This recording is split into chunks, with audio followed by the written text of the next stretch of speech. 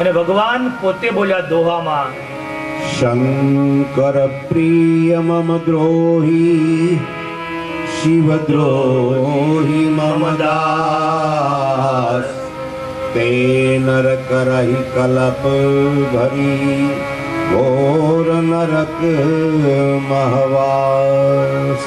ભગવાન રામ પોતે બોલ્યા કે કોઈ શિવનો અપરાધ કરશે અને મારો દાસ બનશે, યા તો શિવદાસ અને મારો અપરાધ કરશે, તેનો નરકમાં કોઈ સારું નહીં થાય, એ નરક વ્યક્તિ ભોગવશે.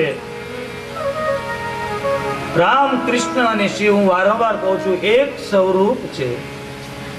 કબીર કુબા એક હે પનિહારી અનેક, બર્તન સબ ન્યારે ભય લેકિન પાણી સબને એક. એક સ્વરૂપમાં જ પરમાત્મા છે. ભગવાન પોતે બોલ્યા કે મારા અને શિવમાં કોઈ અંતર રાખશે, કોઈ ભેદ રાખશે, એને નરક પ્રાપ્ત થશે.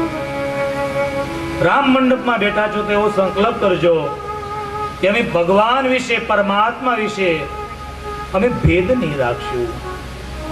ભલે તમે પૂજા કોઈ પણ નહીં કરો, પણ મહાદેવ તો દેવ નથી, એ દેવોનો દેવ, એ મહાદેવ છે સાહેબ.